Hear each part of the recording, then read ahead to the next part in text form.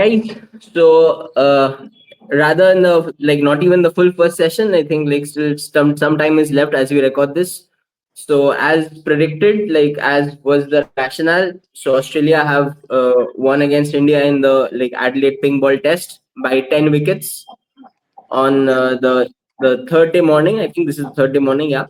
And overall, it was, if you look into it, it was a pretty abject surrender from India. Like there was, as we predicted, maybe Rishabh Pant and Nitish Reddy can put up a fight, and maybe we can see some 100-run lead or something. As Rishabh said yesterday, he would wanted to see a 80-100-run lead so that to show some fight and character from the Indian side, but that was missing.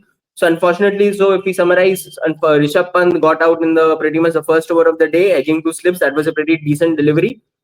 Nitish Reddy though is a silver lining. He actually showed a lot of promise as well. Scored 42 in both innings, obviously with the tail and stuff. So he has been something Indian can take ahead in this test series and looking ahead to the future as well. So I think India should trust him more with the ball as well to groom him for more. But anyway, so I think so overall, so up to you, Rishabh. So what do you take out of this test match as a whole? So from both from Australia and India going into the Gabba test, who do you think has the upper hand? Clearly Australia, for the simple reason that the way they came back after being one down, that show of character and all of that, right? That adds up a lot.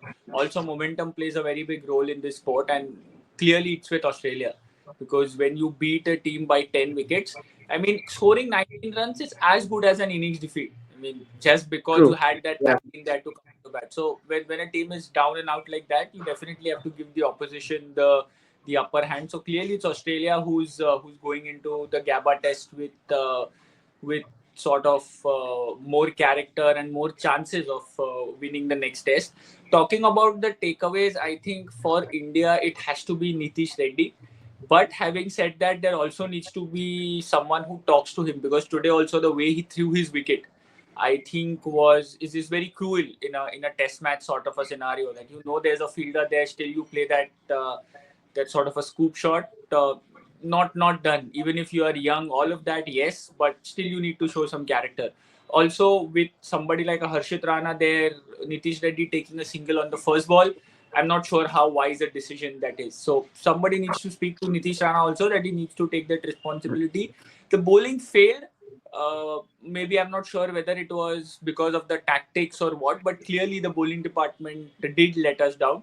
The batting has always been a worry.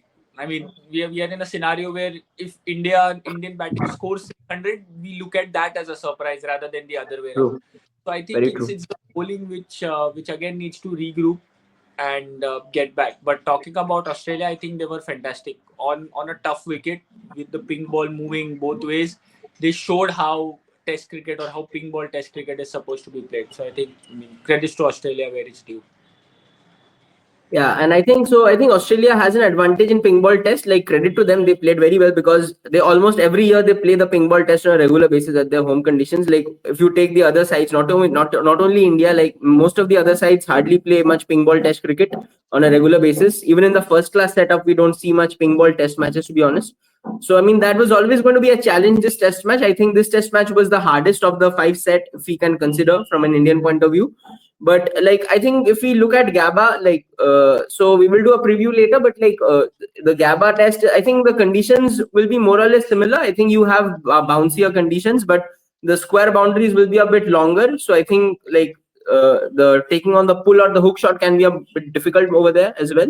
But I think the difference is the ping ball and the red ball is that the ping ball kind of, the seam stays throughout the 50-60 overs, and the red ball can give the batsman some respite after the, say, 20-30 overs. So that's the only major difference I see going into the Gabba test. But I think the most disappointing thing about the Indian performance has been not only this test. I think there was a stat that in the last 6 or 5 test matches where they have lost, they have in the fourth innings they have not scored 200 many times or something. So I think that is something, as we all knew, the batting has been in a decline for a long while, and we are now showing signs of it as well in the New Zealand series. And now today, I think more the last test was more of an aberration than the reality, I feel, because in the Perth, that 200-run partnership was basically the difference. I mean, even in Perth, if the opening partnership 2-3 wickets got down with a lead of 46, I don't think that would have been made it difficult for us.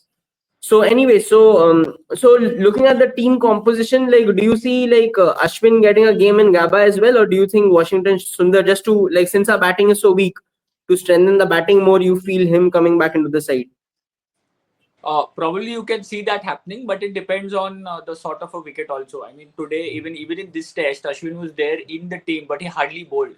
Like for a bowler like Ashwin, the number of overs he bowled actually don't count. So if they are not going to require spin that much, if the wicket is going to be like as flat and as hard as it was here at Adelaide, they might as well play Sundar, because anyways the ball is not turning that much. The spinners are Right. going to bowl less. You might as well strengthen your batting. So I can see that as a change. The other change I always wanted was somebody like an Akash Deep coming in place of True. Harshit Rana, for the simple reason that Akash Deep moves the ball laterally a lot more than what Harshit Rana does. And that's exactly what you require in Australia. You bowl it full, you get that late swing. And that's why I would prefer maybe Akash Deep to get a chance in this game. Yeah. And also, I think in the ping ball condition, like, Akashdeep was pretty much lock in if you like go by a previous like analysis and stuff. So I mean, but Harshit Rana, I think given the Perth test, he kind of performed well, so he got the nod here as well. So, but I think he has looked a bit like raw, to be honest, like not really up to the international standard. Like he has some very decent deliveries and he's a good thinking bowler and stuff, but he lacks the consistency to hit the right length all the time, so which is needed in international cricket, especially in such a high profile series. So yeah, I also see Akashdeep coming in next match, but I just hope Bumrah is kind of fit for the like rest remaining of the test matches, because there was a issue yesterday with his, like, he pulled up a bit for some time. That was literally a series stopping kind of a moment from Indian perspective, because I think with Bumrah on, it's going to be very, very, very difficult. But as of now, it's all good. So good to know. So like so apart from that, so overall, if you look at this test match and the last three test matches, do you see, if say we say lose the next test match, do you see Rohit Sharma kind of going away after this series, or how do you feel as a? I don't think he's batting well as well. So and a captaincy is also like lacking in imagination, to be honest. So how do you see his position? Maybe not mid series. Like some people are suggesting mid series he should be dropped and stuff. I don't know how that's going to work out. But how do you see the captaincy issue sorting out? So if Rohit Sharma does go away, so who's your next in line? Bumrah, will he play all the test matches? So how do you like sort those things out? See, to be honest, it's too early to say because maybe Rohit Sharma, you never know in the and that's the problem with us Indians also, right? In the next match, if he gets 100, we'll suddenly be like Right, he's the best batter. He should continue for next exactly. 2-3 years, etc. What I might prefer is let them play this series. If we make it to the World Test Championship final, let them play that final also, and then as the next calendar starts, you take whatever decision you want to take, because now you don't have, and the biggest problem is we don't have a backup ready of that quality who will suddenly Exactly. come in. I mean, Subman Gill has settled into his number 3 position, so let him play there and let him grow there, right? And that's the problem we had. We tried doing it with somebody like a Hanuma Bihari also, that wherever there is place, you play him. Sometimes he bats at 6, sometimes at the top. We tried that with KL Rahul also, and in the long run, it does not really serve your purpose. So if you are thinking of making Rohit Sharma or taking Rohit Sharma out of the squad, start preparing or start looking at your backup and start giving them opportunities somewhere or the other. And that is somewhere we don't see any other opener in Test cricket in the horizon who's like got enough experience or continuously playing so that he can come into the team any side. So I mean I'm not sure. I think not in this series, not till this World Test Championship final also. But after that, definitely something needs to be done. And also, like, I'm kind of like struggling for options. I mean, yeah, Bumrah is definitely the next in line, but Bumrah is definitely not going to play all test matches home and away. Like, so apart from that, I think maybe Rishabh Pant, but I'm not too confident about Rishabh Pant as a skipper. So I don't know. Maybe we have to take some hard decisions, like to see who can be the next like consistent skipper and stuff. But Bumrah is definitely one for the taking. I So now, would like, love to see yeah, Ashwin go ahead. captain once at least. Yeah, true. So now, like, let's talk about the Australian like comeback a bit. So let's talk about the bowling first. So Mitchell Starc and Pat Cummins, speaking of fifers in the two respective innings, like, And I think the good thing about Australian point of view is that Pat Cummins looked more and more like in the zone and more in rhythm as the game continued. So that's very good signs heading into Gabba and the rest of the series. While on the opposite side, the Indian bowlers kind of looked more kind of like lacking in answers as the game progressed. So hopefully that momentum does not carry on to the next match. So there has been some talks of Shami maybe flying in like or something, but those are not like confirmed reports, just kind of rumors or something. So we have to see how that goes. And definitely him coming in will strengthen the side, but I don't know how like fit he will be to like carry a bowling longer spells and stuff like that. So that also needs to be kept an eye on. So hopefully he's not rushed back. That's the worst case scenario. But apart from that, so given the what did the Australian bowling as a overall did do better than Indian bowling? Like I saw in the last phase of also they were bowling a lot of short pitch deliveries. Like they did not have any perfect set plans. I think they had very analyzed each and every batter and kind of set up perfect plans for each of them. So and as per the situation of the match as well, that is very important. Like so, what do you think can India learn from these Australian bowling from this test match? Uh, See, talking about strategies, looking at the batter and planning according to batter is a different thing. The very basic thing is you stay true to your strong points, right? If you see, Yeah. there were a lot of short pitch deliveries, but all of those were coming from Pat Cummins, who has the knack of bowling short deliveries, who's comfortable bowling maybe 4 or 5 bouncers in an over. So he was bowling short. You look at Boland, he did get hit for a few boundaries also, but he Mhm. consistently kept bowling full. So the very basic thing is you do what you know to do the best, right? I mean Siraj. I mean in the Indian team, I mean Siraj is that one bowler who can bowl short deliveries compared to the Mhm. other two, but he hardly bowled any short deliveries. So I Mhm. think the Indian bowlers were trying to bowl out of character, and that is what hit us. If Siraj would have tried bowling short pitch deliveries, what he's known to do, you never know. You might have got 1 2 wickets early, and the score line could have been different. So the basic takeaway is, yeah, do what you know to do the best. Don't try anything different. Yeah, yeah, fair enough. So, and also I think like given Mohammad Siraj's character, we saw that the thing going on with Travis Head and stuff. So next test match can be a bit spicy. Like who knows? The if we are like just considering this, but I don't think that's too much to read into. Like these kind of things like happen in cricket, even in like district cricket and stuff. These things happen, so that's not too much to like look into as of now. But so any like final thoughts on this? Like what else can we talk about here? Like overall, I think like the batting is the only major concern. I think bowling is still okay. We did well in Perth, not that much here, but I think the bowlers can still, with Bumrah leading the pack, can still put up a decent fight if the batsman gets some decent runs on the board. I mean, you cannot like expect to get rolled out for 150, 180 in the first innings of every test match and hope Bumrah and others will do the magic every time. So you like 300 should be a minimum. I feel like at least you should aim for that. Like 300, like close to 300, I think is a minimum in the first innings in any test match in Australia in Australian conditions. So, any final thoughts on this test match? Uh, Final thoughts, well, again, I mean, the batting needs to step up. I mean, but the thing is now there have been so many failures that we are used to the batting lineup not doing its job. Exactly. So all our focus is on bowling.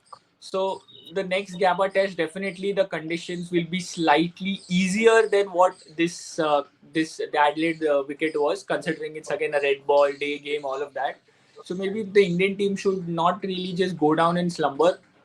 Should pick up from this down, and we have seen that Indian team can bounce back. Even I mean Ravi Shastri saying that after that 36 all out, that wear the Mhm. 36 like a badge and then winning the series. So True. Indian team can do that. I think they just need to regroup together, find the perfect balance in the team, that what player will play where. Because today also, if you heard, Ravi Shastri was suggesting that Rohit Sharma should go back to Mhm. open and lead from the front. KL Rahul can then slip down the order.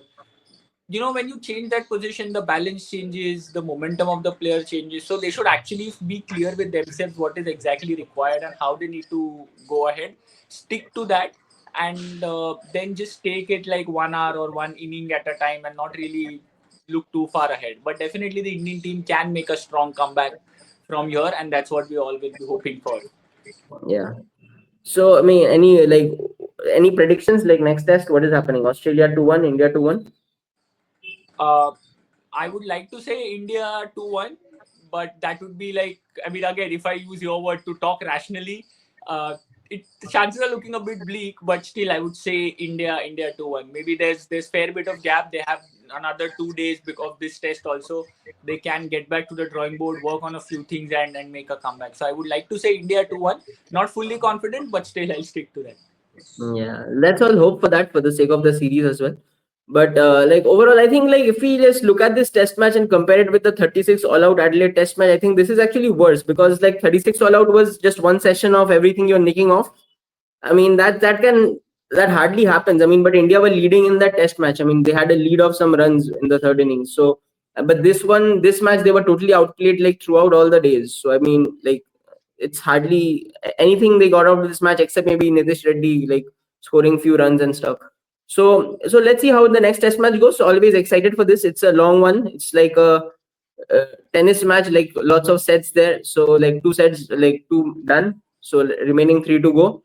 So thank you, Rishabh, for joining in. Thank you for the viewers and everyone for listening and watching. Do let us know your comments. What are you like? What are you disappointed about the India's batting? Like, what can be done better? Do you feel Rohit Sharma has what can like basically he do like to change things around? Like because he has been in a slumber since a long time. Like and so overall, let us know your thoughts. Like hopefully, fingers crossed, India do make a comeback, makes the series exciting from this series point of view as well as the World Test Championship point of view. So yeah, thanks all for watching. Bye.